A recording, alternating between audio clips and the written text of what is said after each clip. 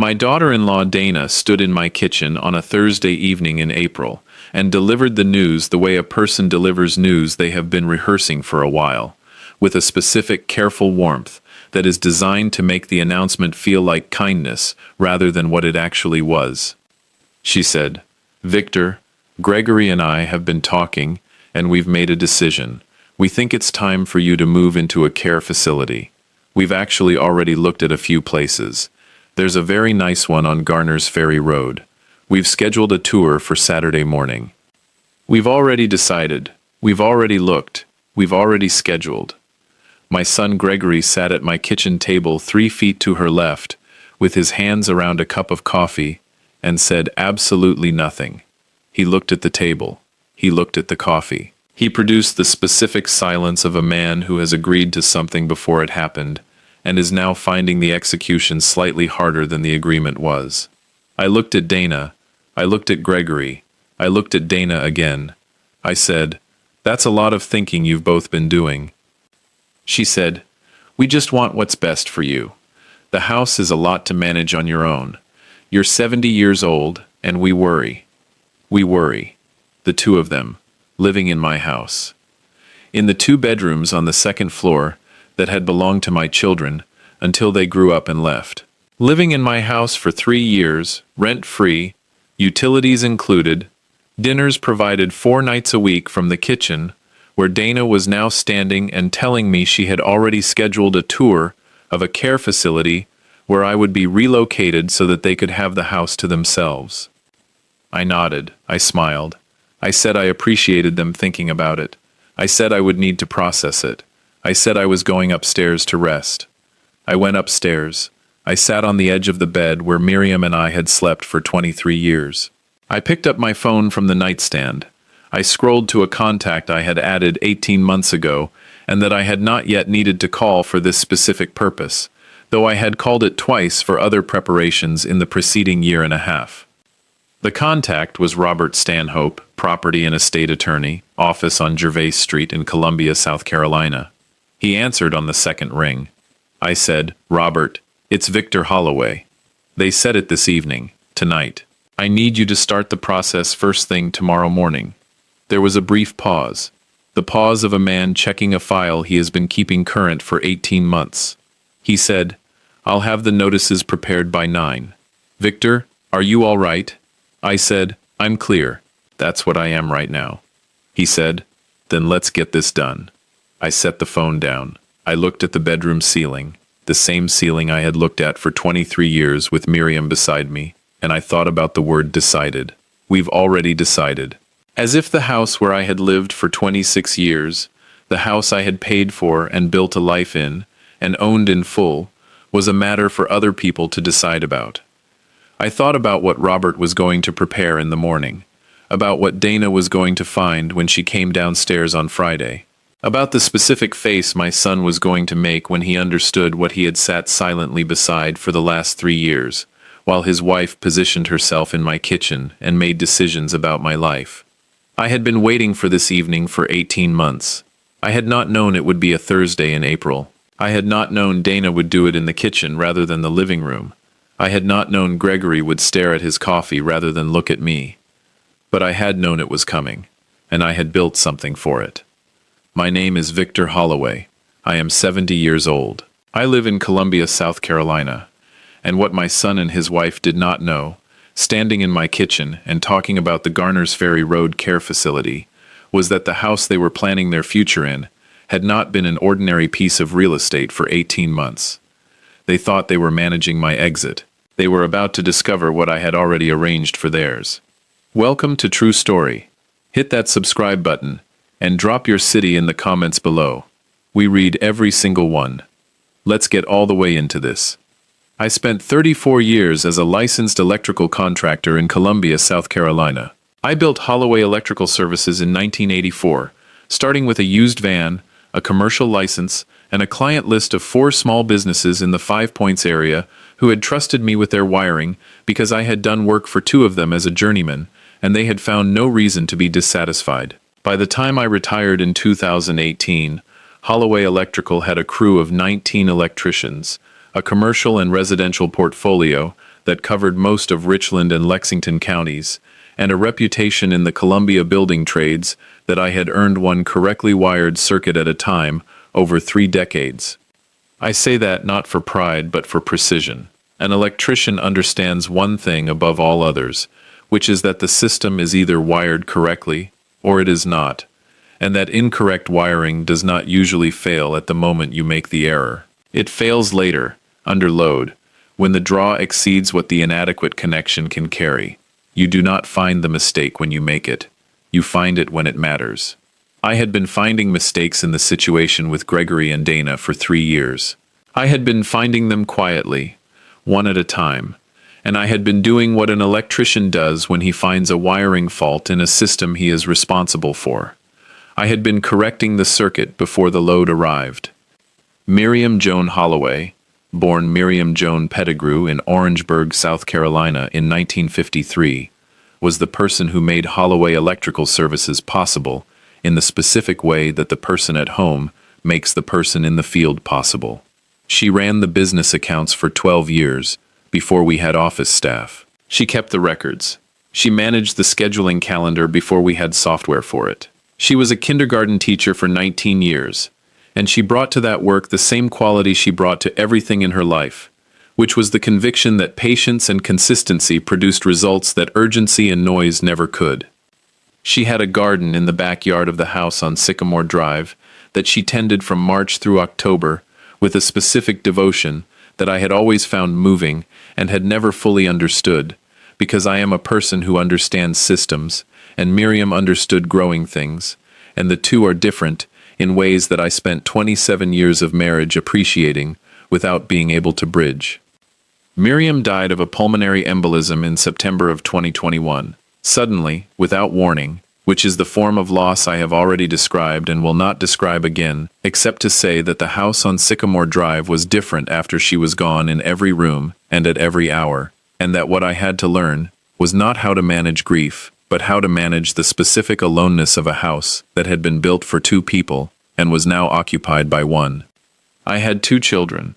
Elaine was 38, lived in Charlotte where she worked as a commercial interior designer, called me on Tuesday and Thursday evenings without variation, and drove down from Charlotte the first and third weekend of every month because she had decided that was the rhythm that made sense, and had been maintaining it without being asked for 2 years. She was her mother's daughter in the way that matters most, which is not in appearance but in the quality of presence she brought to whatever room she was in. She made things better simply by being there, and she did not require the room to acknowledge it. Gregory was 44. He had spent most of his adult life in various iterations of the same general professional difficulty, which is to say he had started several things and finished none of them, and had, over the years, developed a fluency in describing his current situation as temporary that was itself a kind of permanent condition. He was not a bad person. He was a person who had learned, early and thoroughly, that the proximity to something stable was a reasonable substitute for building something of his own, and what he had been proximate to, for most of his life, was me. He had moved into the Sycamore Drive house in September of 2021. I want to be precise about the timing, because the timing is important. Miriam died on a Tuesday morning. Gregory and Dana arrived the following Friday with 4 carloads of their belongings. They had been living in a rental in the Shandon neighborhood, a 3-bedroom they had rented since 2018. I know the rental history precisely because I had been paying $600 of the monthly rent since 2019, a contribution that Gregory had described as temporary, and that had not been temporary. When Miriam died, they arrived with 4 carloads and the explanation that they wanted to be there for me, to help me through it, to make sure I wasn't alone. I was not in a position, in the immediate aftermath of Miriam's death, to evaluate that explanation clearly. I was in a position of acute grief and I was 70 years old, and the house felt empty in the way I have described, and 2 people arriving, even these 2 people, had a quality of filling the space that I had allowed, because grief will make you allow things that clarity would examine more carefully. Clarity arrived over the following months. It arrived in the specific way that clarity arrives, not all at once but in increments, each increment being a small observable fact that I added to the pattern I was building. Increment 1. Within 6 weeks of moving in, Dana had rearranged 3 rooms of the house without asking. Not dramatically. A furniture arrangement here, a shelf reorganized there. Each change was small enough to be unremarkable on its own, and collectively they added up to the subtle repositioning of a house, from the configuration of the person who built the life in it, toward the configuration of the person who was planning to stay. Miriam's reading chair, which had been in the southeast corner of the living room for 11 years, because that was the corner that caught the afternoon light, was moved to the opposite wall. The guest bathroom cabinet was reorganized in a way that replaced Miriam's things with Dana's things, without a conversation about the replacement. Increment 2. Gregory had, on 4 separate occasions between October of 2021 and February of 2022, mentioned the Sycamore Drive property value in the context of conversations about the current real estate market. Each mention was casual and came attached to a different context. The first was about a neighbor's house selling. The second was about a news segment on housing prices. The third was genuinely incidental, and I might have let it go if there had not been a first and a second. The fourth was a direct question, framed as curiosity, about whether I had updated my homeowner's insurance to reflect current market values. 4 times in 4 months.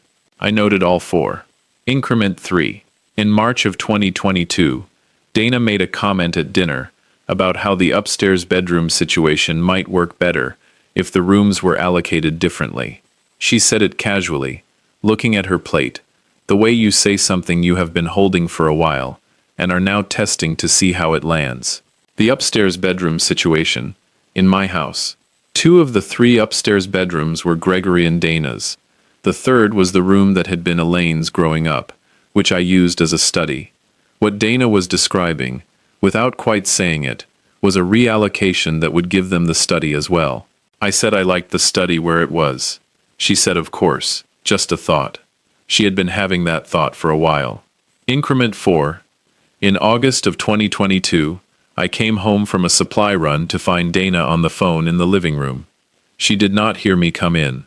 I was not trying to listen, but I heard enough. She was describing the house to someone, the square footage, the lot size, the neighborhood, in the particular language of someone who has been researching comparables. She said the location was very desirable. She said the bones were excellent. She said she thought the timing would depend on a few things falling into place. She heard me in the hallway and ended the call. She said she had been talking to a friend about the friend's house search in the area. I said that was helpful of her. I went to the kitchen and wrote it down. 61 pages, dated entries, 3 years of observable data.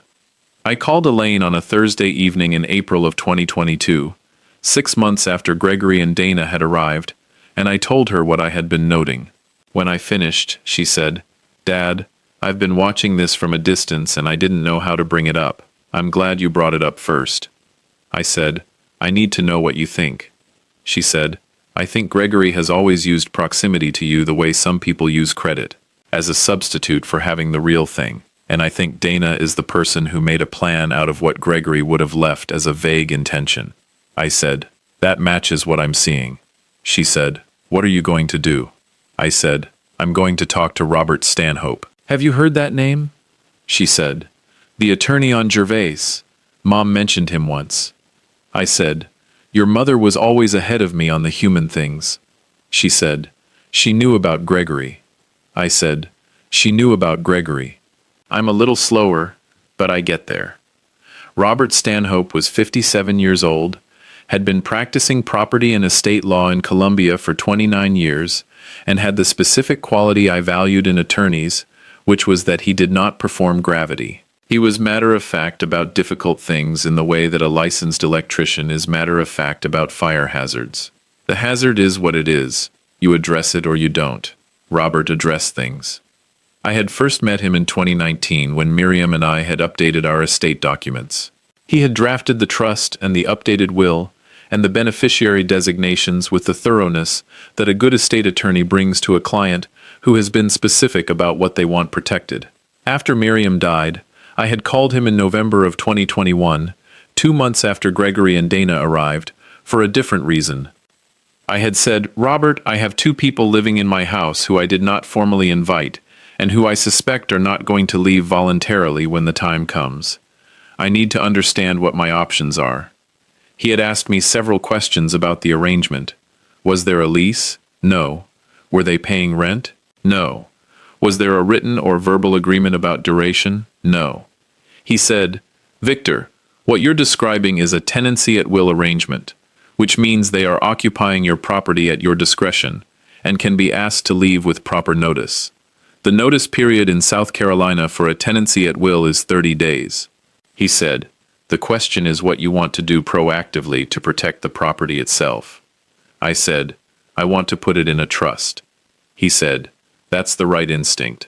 A revocable living trust with you as trustee and Elaine as successor trustee would accomplish two things. It would remove the property from your individual estate for purposes of any future legal challenge, and it would make very clear that the property's disposition is a decision of the trust rather than a decision that can be influenced by the people living in it." I said, "How long does that take?" He said, 6 to 8 weeks for the documentation and transfer. We should also update the deed." I said, "Let's do it." The Victor M. Holloway Family Trust was established in January of 2022. The Sycamore Drive property was transferred into the trust in February. Elaine was named successor trustee. Robert had the documentation. I had a copy in a fireproof lockbox in the workshop, and another copy in a safe deposit box at First Reliance Bank on Main Street that Gregory and Dana did not know existed. I had also, over the following 18 months, noted every observable action by Gregory and Dana that was relevant to the situation. I had documented it in the way I documented job site discrepancies, dated, specific, without editorialization. I had a notebook that ran to 61 pages by the Thursday evening in April, when Dana stood in my kitchen and told me they had already decided. 61 pages, dated entries. 3 years of observable data. I had been preparing for this conversation for 18 months. They had been preparing for it too, in their own way, with their own timeline, and their own attorney, and their own Garner's Ferry Road Care Facility tour scheduled for Saturday morning. The difference was that their preparation was based on an assumption about what I was, and what I owned, and what could be decided without me. Every assumption was wrong. Robert had the notice prepared by 9:15 Friday morning. I know the time because I was in his office on Gervais Street at 9 o'clock, with the 61-page notebook, and the trust documentation, and the copy of the property deed showing the Holloway Family Trust as the title holder, and he reviewed everything with the specific efficiency of a man who has been briefed on this situation across 18 months of preparation, and is ready to move.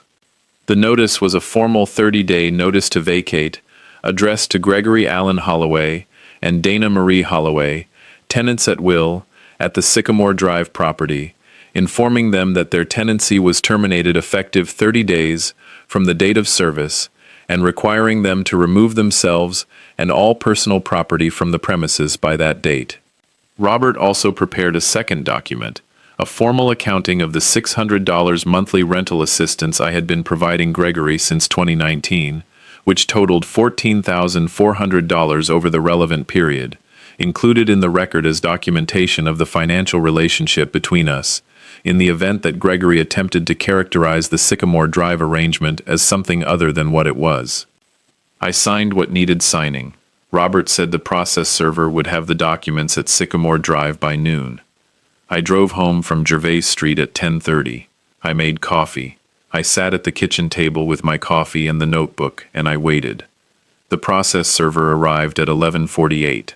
I know because I was in the kitchen and I heard the knock, and I stayed where I was because it was not my door to answer in this instance. I heard Dana answer it. I heard the brief exchange that happens when someone is served with legal documents, which does not take long because it does not require conversation. I heard the door close. And then I heard the specific quality of silence that fills a house when someone has just received information that reorganizes everything they thought they understood. Dana came into the kitchen at 11:51. She was holding the envelope. She was a composed person in most circumstances, and she was working at composure now and partially achieving it. She said, "Victor, what is this?" I said, "It's a notice to vacate. You have 30 days to remove your belongings from the property." She said, "You can't do this." I said, "The notice is from the trustee of the Holloway Family Trust, which has owned this property since February of 2022. The trust attorney prepared and filed it this morning. I can absolutely do this." She looked at the envelope. She looked at me. She said, "The trust?" I said, "The property is not in my name, Dana. It hasn't been for 18 months. It's in a revocable living trust with me as trustee and Elaine as successor trustee. The trust owns the house, and the trust has exercised its right to terminate the tenancy at will arrangement that you and Gregory have been operating under for 3 years." He said, "We've been living here. We've been here for 3 years." I said, "You've been living here at my discretion, without a lease, without paying rent, for 3 years. That is a tenancy at will under South Carolina law, and it ended this morning." She said, "We've been helping you. We cook, we clean, we manage things." I said, "Dana, I want to be specific. In the 37 months you and Gregory have lived in this house, I have paid every utility bill. I have paid every property tax installment. I have maintained the roof, the HVAC system, the plumbing, and the electrical panel, which I am qualified to do, and which I did twice this past year. I have also, over a longer period, paid $600 monthly toward the rental you were in before you moved here. What I have received in exchange is the dinner arrangements you have described, and the incremental repositioning of my home toward a configuration that serves your comfort rather than mine. That is not a help arrangement. That is a residence arrangement, and it is now ended," she said, and her voice had shifted into something sharper. "You can't just throw us out." I said, "The notice has been served. You have 30 days. I would encourage you to use them productively." She left the kitchen. I heard her go upstairs.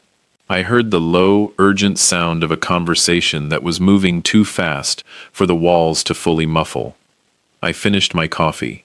I refilled the cup. I sat at the table with the notebook open to the last page of entries. The entry from the previous evening that began, Thursday, April 11th. Dana delivered the care home announcement in the kitchen at 6:22 p.m. Gregory was present and silent throughout.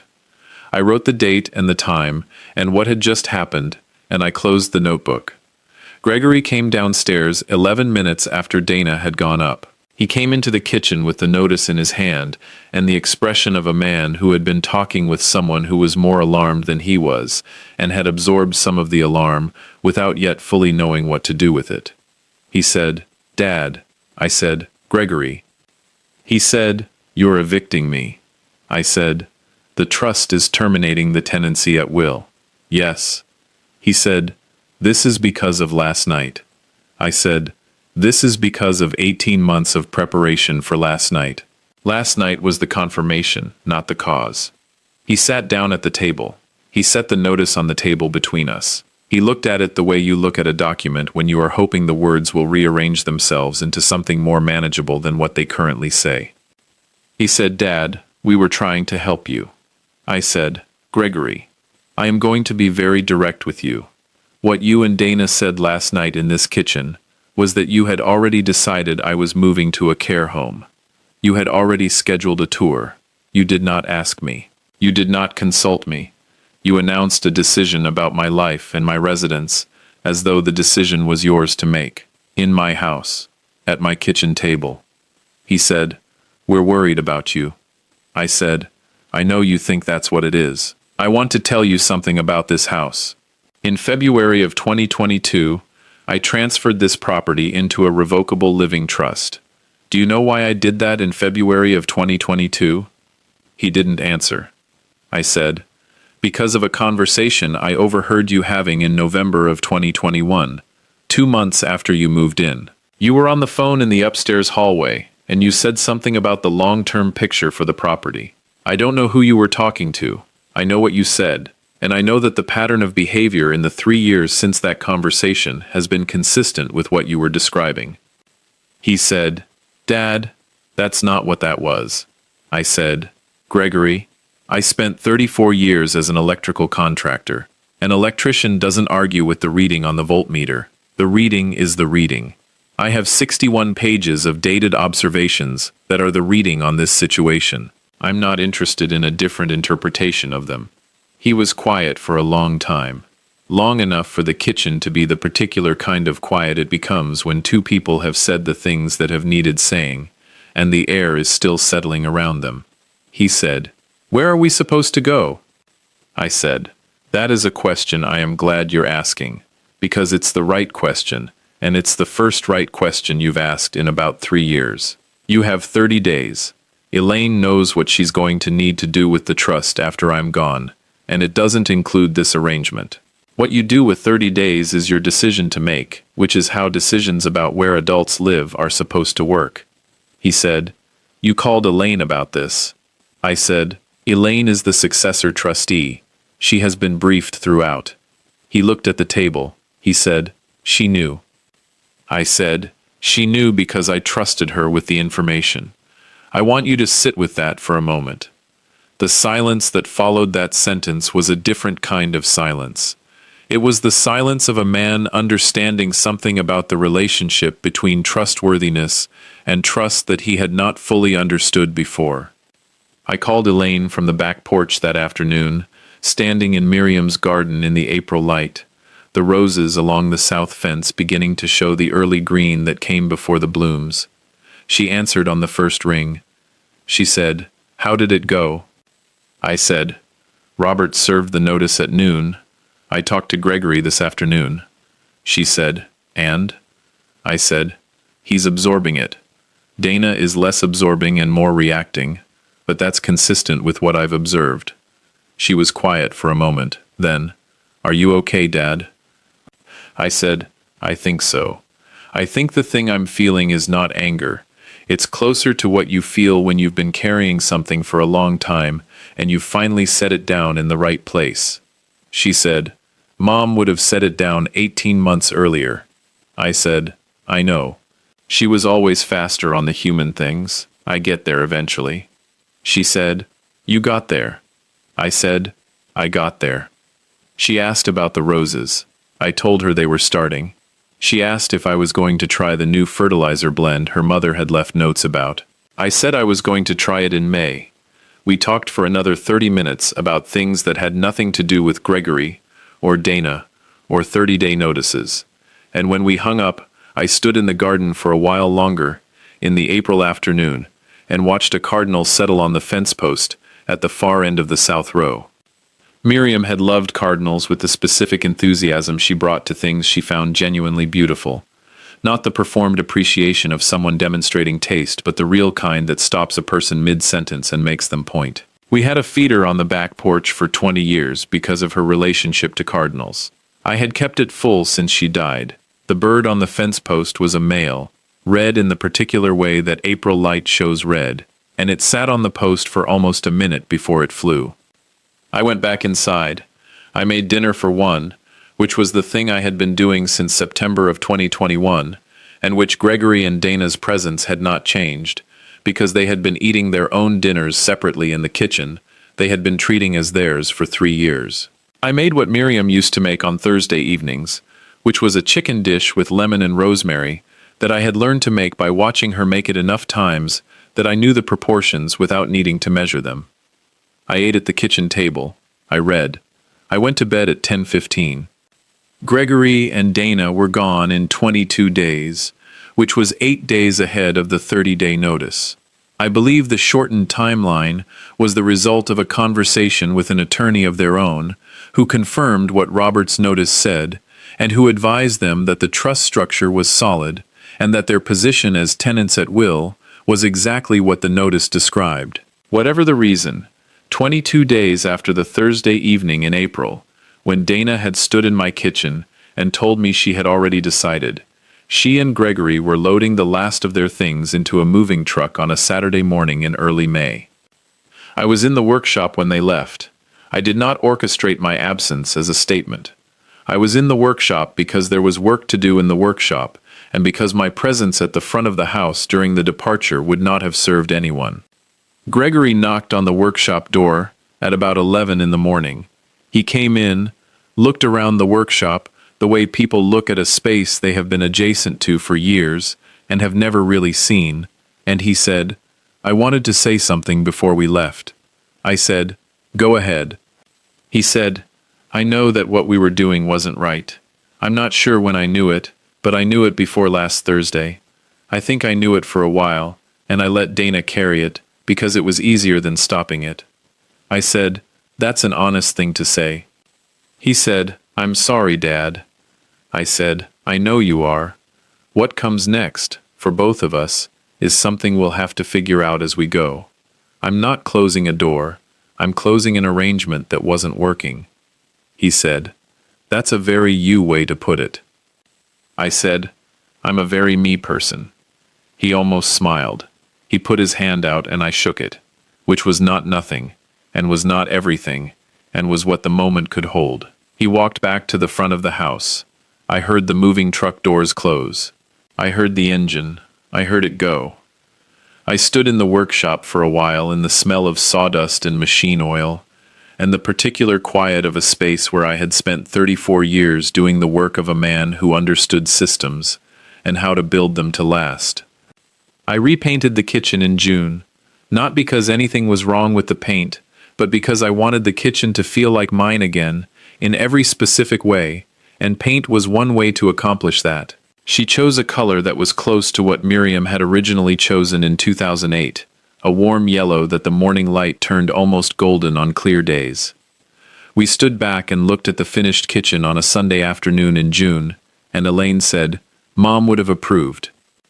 I said, "She picked something close to this when we moved in." She said, "I know." I looked it up in her decorating notebook. The decorating notebook. Miriam had kept notebooks for everything. The garden, the kitchen, the house projects, the family, the things she wanted to remember. Elaine had been going through them in the months since the trust had been formalized, and had found, in the kitchen notebook dated 2019, an entry that she had photographed and sent to me in March. The entry said, "If Gregory ever pushes Victor out of this house, the paint is the first thing that should change back. It's the room that feels most like us." She had known. She had written it in a notebook in 2019, 2 years before she died, and she had been right about the timing, and right about the kitchen, and right about what needed to come back. I put the photograph of the notebook entry in the frame on the kitchen counter that had previously held a photograph of Gregory and Dana's daughter from a school recital. The photograph of Miriam's handwriting sits there now, in the warm yellow kitchen, in the morning light that turns it almost golden. Gregory has called twice since May. The calls are short and careful, and do not have the particular texture of the Sunday calls that used to arrive when he needed something. They are different from those calls in a way I am choosing to understand as the beginning of something, rather than the remainder of something else. What it becomes is still forming. I am a patient man, and I have learned from the best patient woman I ever knew that some growing things take more than one season. Dana has not called. I expect that to continue. What I want to say, at the end of this story, is something about the decision I made on the Thursday evening in April, when Dana stood in my kitchen and announced what she and Gregory had already decided. I want to say something about the nodding, and the smiling, and the going upstairs, and making the phone call I had been saving for that exact moment. I want to say that the decision to prepare rather than react was not made on that Thursday. It was made in November of 2021, when I first understood what I was inside. It was made in February of 2022, when the trust document was signed and the deed was transferred. It was made in every dated entry in the 61-page notebook, in every conversation with Robert Stanhope, in every phone call with Elaine where I updated her on what I was watching. The Thursday in April was not when I decided anything. The Thursday in April was when the preparation arrived at the moment it had been built for. An electrician wires the circuit before the load arrives. You do not wait for the failure to understand that the connection was inadequate. You test the system. You correct what needs correcting. You build it to carry what it needs to carry. The system held. The house is mine, the kitchen is yellow, and Miriam's handwriting is on the counter, And the cardinal comes to the feeder on the back porch in the mornings at about the same time every day. That is the circuit I was protecting. Everything else was just load management. If this story stayed with you, drop a comment below and tell me which moment hit you the hardest. Hit that like button, subscribe if you are not already here, and I will see you in the next one. True Story uploads every week. Subscribe and hit the bell so you never miss one.